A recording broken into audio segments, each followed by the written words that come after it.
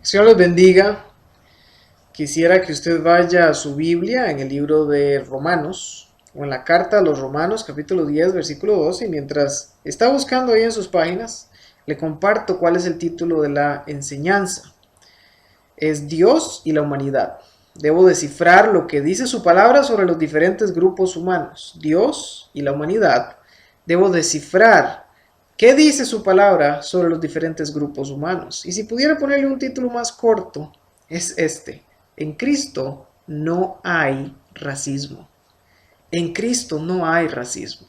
Vamos a estar estudiando qué dice la palabra sobre cómo debemos tratar a personas de diferentes lugares, de diferentes lenguas, de diferentes naciones. Vamos a ver qué dice la Biblia, cómo el Señor Jesús, a través de inspiración divina, diferentes escritores, nos habla de este tema y cómo usted y yo podemos entonces tener una perspectiva correcta y bíblica sobre el tema de el racismo y la discriminación y cómo podemos entender esto bíblicamente. Entonces vamos a leer ahí en Romanos capítulo 10, versículo 12 y dice de la siguiente manera: porque no hay diferencia entre judío y griego, pues el mismo que es Señor de todos es rico para con todos los que le invocan. Vamos a orar. Damos gracias, Señor, por este momento que podemos ir delante de ti en oración. Damos gracias por la oportunidad que tenemos de estudiar en la palabra. ¿Cómo esperas tú que nosotros actuemos con otras personas de diferentes lenguas, de diferentes naciones, de diferentes lugares? Y Señor, oro para que tú utilices este tiempo para cambiar corazones, para tocar vidas y para aclararle dudas a personas que están batallando sobre este tema que estamos viviendo actualmente, sobre el tema del racismo. Ruego que bendigas este tiempo de estudio, que tu nombre sea glorificado y que podamos ser hacedores de la palabra y no tan solamente oidores. En el nombre de Jesús. Amén. Ota nació en el año de 1881 en África Central. Ota era padre de 2 hijos y esposo de una mujer. Un día, Ota fue a cazar y cuando regresó se encontró su aldea en llamas. Su esposa y sus hijos habían sido asesinados. Todo era parte de una campaña del gobierno belga, una campaña de terror para eliminar especies inferiormente evolucionadas. Ota fue entonces vendido como esclavo y llevado a los Estados Unidos en el año de 1904. Al llegar a Estados Unidos sucedió algo increíble en todos los términos de esa palabra. Ota fue exhibido como un salvaje en una feria en San Luis. Y esto con el propósito científico de mostrar las etapas de evolución humana, ya que Ota, como miembro del grupo de los pigmeos en África Central, tenía una apariencia bastante peculiar. Medía menos de 1,50 m de estatura, pesaba menos de 50 kilogramos, sus dientes habían sido afilados, entre otras características. Después de algún tiempo que estuvo en feria siendo exhibido, Ota tuvo la oportunidad de volver a África. Cuando regresó, sin embargo, se casó nuevamente, pero la propia tribu, sus propios grupos lo rechazaron, pues había sido vendido esclavo y llevado a otro país. Entonces, no encontrando lugar en ninguno de los 2 sitios en que él estaba, volvió a Estados Unidos. Ahora para suceder algo aún más increíble. Ahora Ota fue llevado al zoológico de Bronx, en Nueva York, donde fue exhibido junto a los orangutanes. Más de 40,000 personas llegaron a ver a Ota. Eventualmente, por la presión de los medios e inclusive de pastores afroamericanos específicamente, Ota fue permitido irse del zoológico y fue ubicado en una comunidad en el estado de Virginia con ayuda de un pastor bautista, donde consiguió trabajo, asistió a clases teológicas y estuvo en clases de inglés. A pesar de vivir libre, Ota no se sobrepuso a las circunstancias en las que él vivió y lamentablemente, en marzo del año de 1916, Ota tomó un revólver, lo presionó contra su pecho y acabó con su vida por un disparo en el corazón. La historia de Ota nos parece algo fuera de este mundo y podemos caer en un doble error. Podemos considerar o podemos condenar severamente a quienes en su contexto histórico, pero de manera equivocada, trataron a un ser humano literalmente como un animal. Y otro error es pensar que nosotros jamás hubiéramos hecho esto, o que no vemos a las otras personas de manera desigual. Nos podemos caer en uno de esos dos errores. Sin embargo, tanto en la historia bíblica como lo que vemos en la que llamamos secular, entendemos y vemos que efectivamente las personas han maltratado, despreciado y rechazado a otros seres humanos, actuando de maneras completamente antibíblicas e inclusive inmorales. Nosotros, sin embargo, a menor escala, podemos estar actuando de manera similar. Hay personas que valoran más la vida de su mascota que la de otro ser humano. Y usted puede sentarse o estar de pie ahí y reírse y decir jamás. Bueno, se ha dicho varias veces y es una encuesta popular. Hay personas que les preguntan, si usted tuviera a su perro ahogándose en una piscina o en el mar y al lado está el vecino suyo ahogándose y usted solamente puede rescatar a uno de los dos, ¿a quién rescataría? Y usted se va a sorprender con las respuestas que va a obtener. Hay muchas personas que dicen, yo salvaría a mi mascota. Entendemos que hoy día hay un desprecio hacia la vida humana. Lo vemos en el aborto. Personas que niegan que ese momento de concepción y diferentes semanas durante la gestación una criatura tenga vida. Y lo ven simplemente como un conjunto de células y están dispuestos a matar a esta vida de manera totalmente a conciencia. Hay personas también que por otro lado hacen bromas despectivas sobre personas de otros países. Hacen mofa de personas que hablan otro idioma o que tienen un color de piel diferente. Y entendemos que estas cosas de manera bíblica están mal. Ahora, como vamos a ver en este momento de la enseñanza, tenemos que hacernos una pregunta que es recurrente en nuestra vida cotidiana, que como creyentes deberíamos estar haciéndonos, no solamente en cuanto al tema del racismo, sino ¿qué dice Dios en su palabra? ¿O qué principio bíblico podemos aplicar al respecto? Entonces, sin más preámbulos, vamos a entrar en el estudio del tema. Como primer punto, debo descifrar lo que la Biblia dice sobre la humanidad. Debo descifrar lo que la Biblia dice sobre la humanidad. Entonces vamos a estar estudiando algunos pasajes en diferentes porciones de la Biblia. Eso es un estudio acerca de el racismo, básicamente, y entendiendo que en Cristo no hay racismo, o no debería haber racismo desde la perspectiva bíblica. Entonces, primer punto, debo descifrar lo que la Biblia dice sobre la humanidad. ¿Y qué es lo que la Biblia dice? En Génesis 2:7, todos somos creados por Dios. Somos creados por Dios.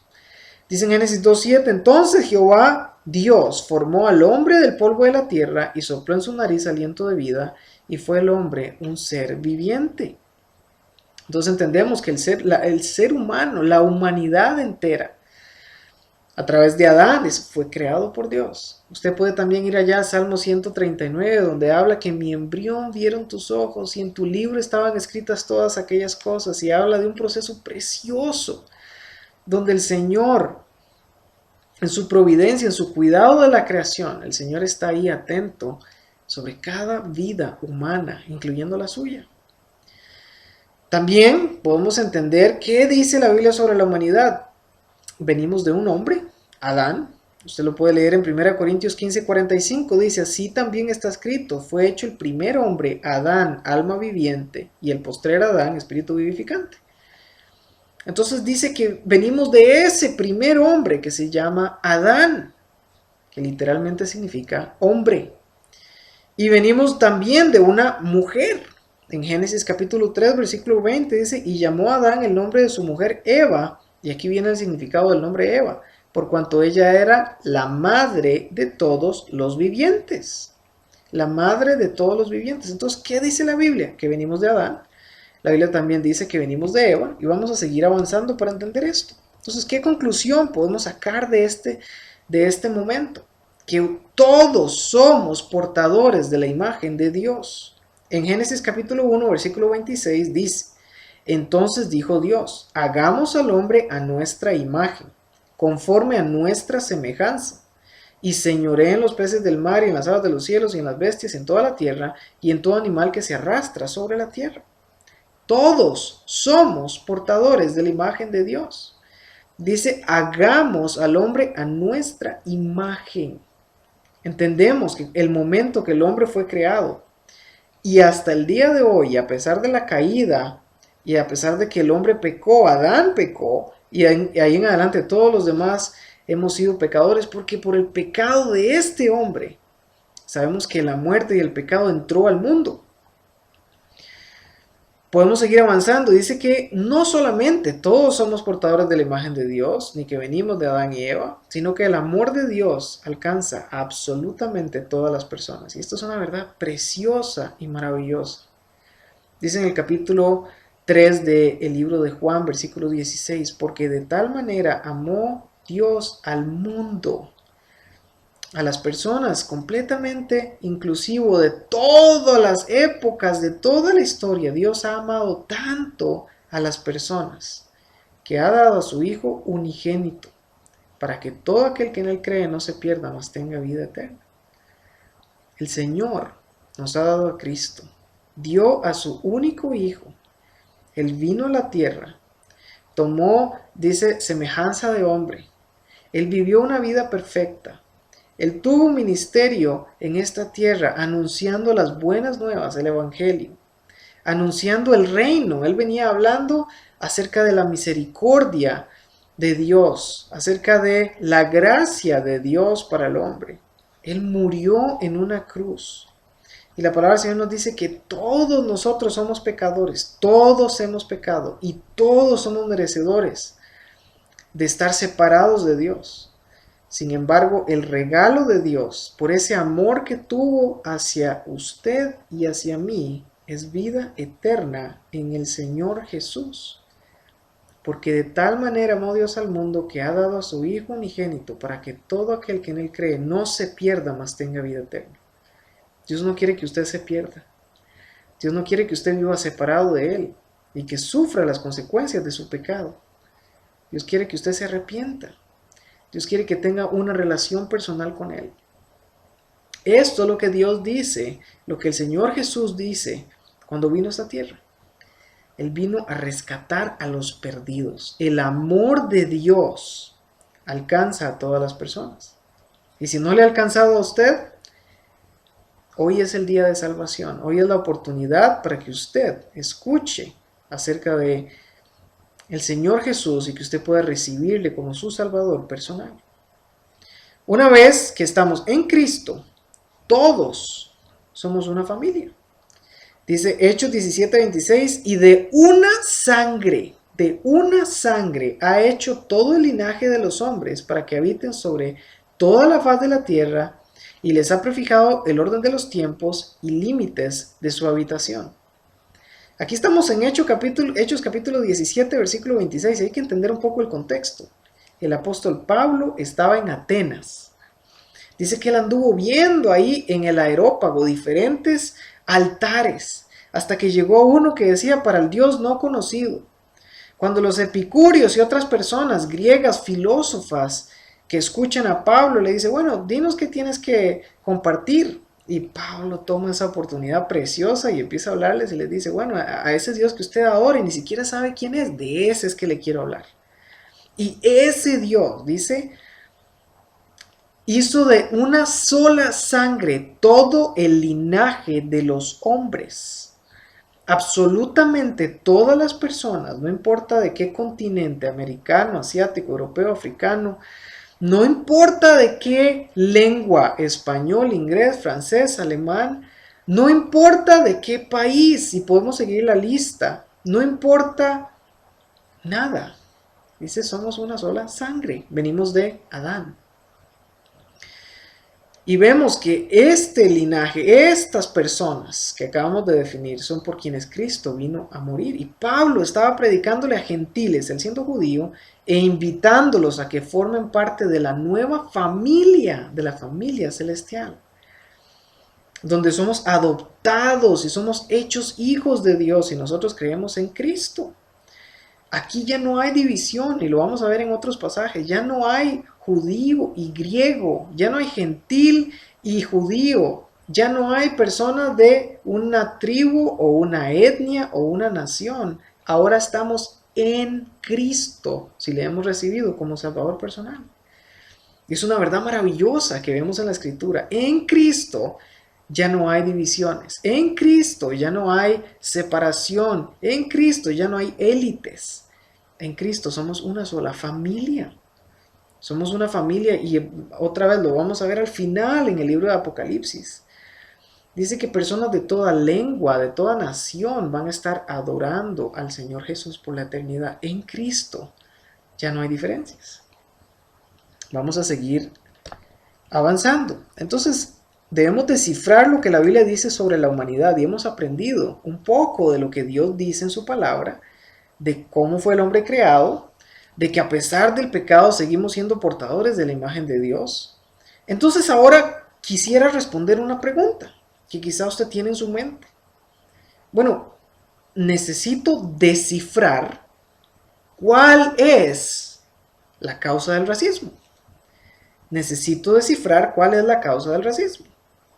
Y sin titubear, sin lugar a dudas, podemos decir con propiedad que es el pecado.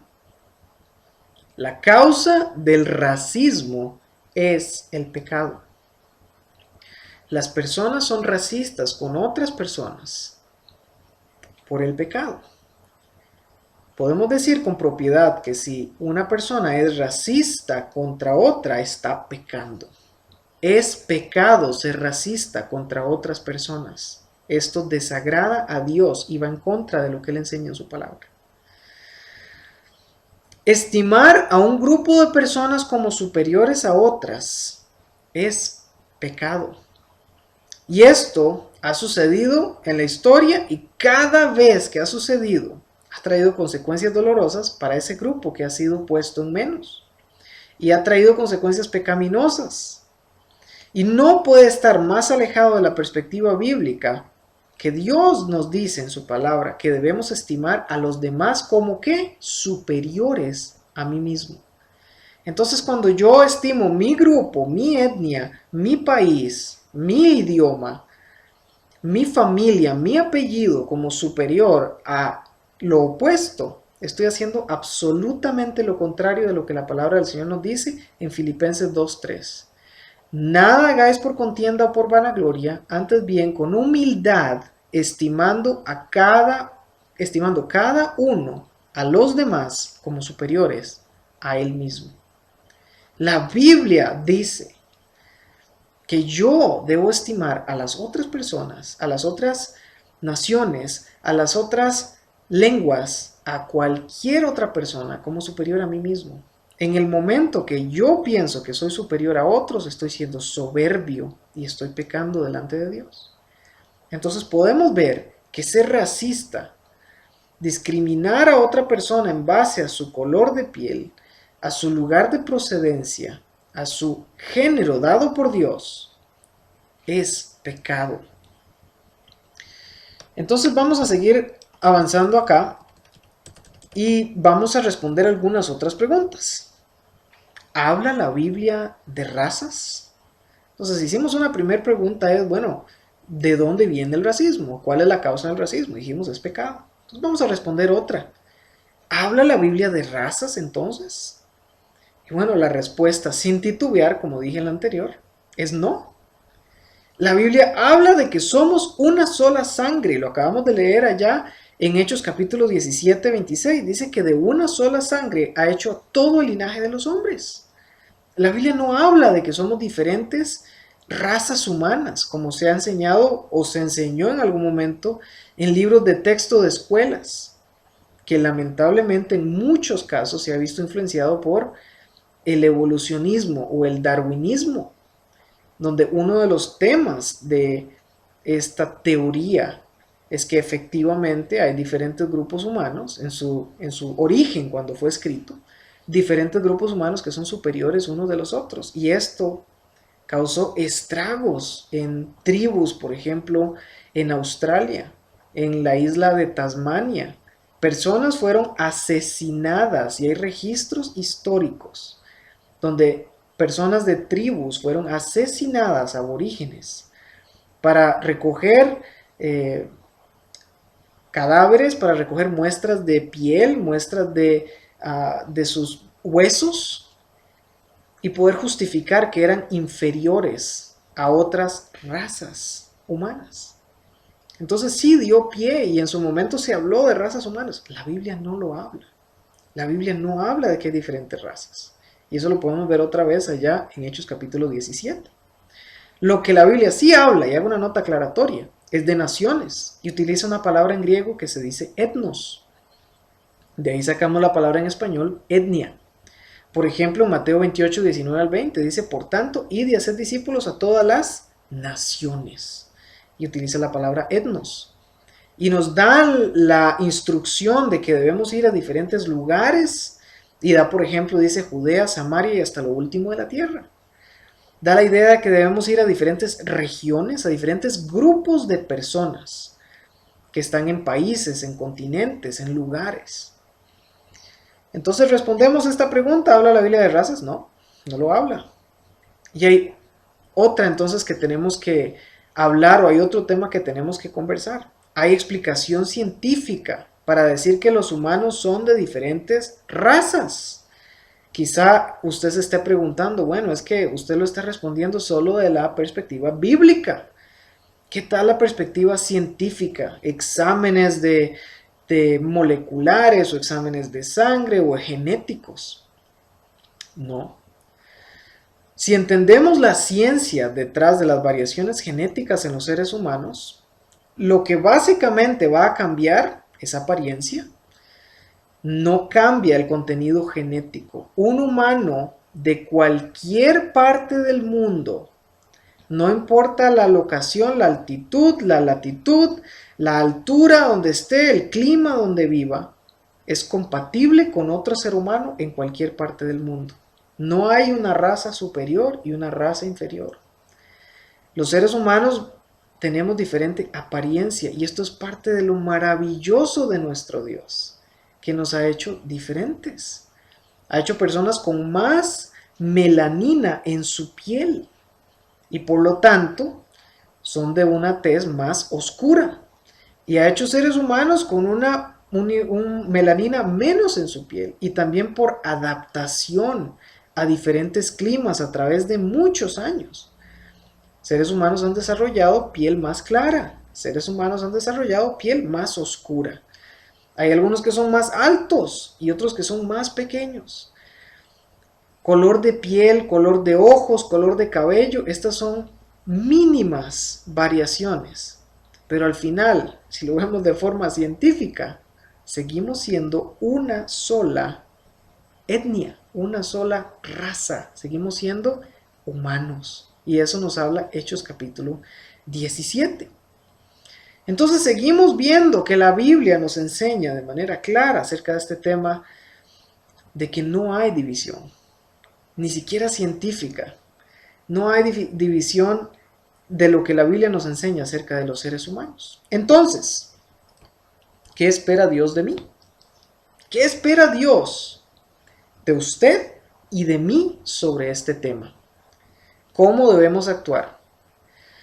Podemos ver algunos ejemplos y allá en 1 Samuel capítulo 16 versículo 7 había un emisario, una persona que estaba buscando un rey para Israel y se estaba yendo por lo que usted y yo tendemos a mirar, las apariencias, y hacer juicios basados en apariencias. Sin embargo, Dios le da una lección que podemos ver como una aplicación moral para usted y para mí. Dice en 1 Samuel 16:7, y Jehová respondió nada más y nada menos que al profeta Samuel: no mires a su parecer, ni a lo grande de su estatura, porque yo lo desecho. Samuel estaba buscando un rey para Israel y estaba yéndose por la apariencia externa. Y Dios le dice, yo no veo las apariencias, porque Jehová no mira lo que mira el hombre. Pues el hombre mira lo que está delante de sus ojos, pero Jehová mira el corazón. Usted y yo no podemos ver el corazón de una persona, pero lo que Dios nos instruye a hacer es que no miremos las apariencias. Usted y yo no podemos ver el corazón de una persona, pero lo que Dios nos instruye, no mire las apariencias, porque las apariencias simplemente engañan, como dice el dicho popular. Y Samuel, un hombre de Dios, lleno de sabiduría, estaba cometiendo el error de buscar quién iba a liderar no solamente de manera civil Israel, sino de manera espiritual, y tristemente lo estaba buscando por la apariencia física. No solamente ahí vemos, sino en el libro de Juan capítulo 4, vemos una interacción donde el Señor Jesús habla con una mujer, la mujer samaritana. Y a todas luces, lo que estaba pasando en esa interacción, para un judío varón hablar con una samaritana en un lugar desolado era algo impensable. Y el Señor Jesús rompió esa barrera y muchas otras veces lo hizo. Él comió con publicanos, personas rechazadas por el pueblo de Israel. Sanó a leprosos. Caminó con pecadores. El Señor Jesús nos da un ejemplo de que no debemos mirar las apariencias.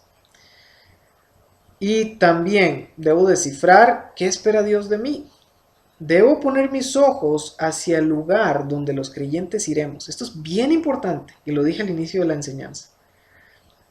Ponga su mirada en dónde va a estar su vida cuando estemos con Cristo. Lea lo que dice Apocalipsis capítulo 5 versículo 9 y usted se va a sorprender de lo maravilloso que va a ser el cielo. En el cielo ya no hay supremacías como hay en esta tierra, y hablan de una supremacía de un color de piel, o hablan de una supremacía de una etnia. En el cielo eso no existe. En Apocalipsis 5:9 dice, y cantaban un nuevo cántico. ¿Quiénes lo cantaban? Está hablando acerca de los creyentes, de las personas que han sido salvas a través de la historia. Digno eres de tomar el libro y de abrir sus sellos, porque tú fuiste inmolado y con tu sangre nos has redimido, lo que usted y yo somos y aceptamos a Cristo como Salvador, de todo linaje, lengua y pueblo y nación. Y varias veces lo vemos en el libro de Apocalipsis, de personas de diferentes linajes, pueblos, naciones. El Señor está trabajando en formar una familia de toda nación, tribu, lengua, linaje, y podríamos seguir. ¿Qué espera Dios de mí? Que usted y yo pongamos nuestra mirada en el cielo y digamos, un día vamos a estar en un lugar lleno de personas de diferentes lugares, de diferentes lenguas, de diferentes edades, de todo. Va a ser maravilloso. Entonces eso nos tiene que dar un pequeño recordatorio también. Cuando usted y yo evangelizamos, cuando usted y yo compartimos de Cristo, oramos por personas, tenemos que hacerlo a todas las personas. Todas las personas necesitan a Cristo. Y debemos compartir el mensaje con personas de toda lengua, de toda nación, apoyar misioneros a diferentes naciones, orar porque el Señor envía misioneros a diferentes naciones. Todas esas personas de diferentes lenguas y naciones van a estar representadas un día en el cielo. Así que nuestro trabajo es compartirles de Cristo. Entonces hemos descifrado, si podemos decirlo, bíblicamente, que Dios en su amor y plan perfecto creó a la humanidad para ser portadora de su imagen, aún después de la caída, y lo vemos en el Nuevo Testamento, que cuando una persona es creada por Dios, es portadora de la imagen de Dios por el resto de su vida. Vemos que ese mandato, junto con muchos más, se ha visto arruinado por el pecado, y que a partir de esto, la humanidad ha hecho divisiones donde Dios no las hizo. La humanidad ha hecho divisiones donde Dios no las hizo. Y finalmente vemos que Dios espera de nosotros que actuemos como el Señor, alcanzando en amor y compartiendo a todos, llenando nuestras iglesias con personas de todas las naciones, apuntando a un futuro eterno con hermanos y hermanas de toda lengua, tribu y nación. Y al inicio lo dije, el subtítulo de la enseñanza: en Cristo no hay racismo. Por lo tanto, en usted y en mí, en nuestras familias, en nuestras iglesias, no debe haber racismo. nosotros como cristianos tenemos también la oportunidad de impactar comunidades, de impactar a nuestros países y que las personas vean en nosotros personas que así como el Señor Jesús amó, Dios amó al mundo que mandó a su Hijo, nosotros amemos a las personas de toda lengua, tribu y nación, tanto que estamos dispuestos a hacer lo que sea necesario para compartirles el mensaje de salvación.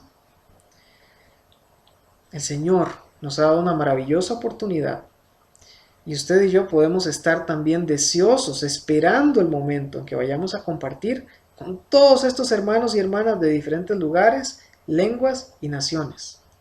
Damos gracias a Dios por ese privilegio. Oramos. Señor Jesús, gracias por tu palabra, por el tiempo que hemos podido estudiarla y porque hemos visto que en la Biblia nos enseñas cómo debemos amar a personas de todas nacionalidades, lenguas y lugares. Te damos gracias, Señor, porque podemos también ver en ti ejemplos de cómo amaste a personas de diferentes lugares, de que no miras el parecer de las personas y nos invitas a nosotros a que no lo hagamos tampoco.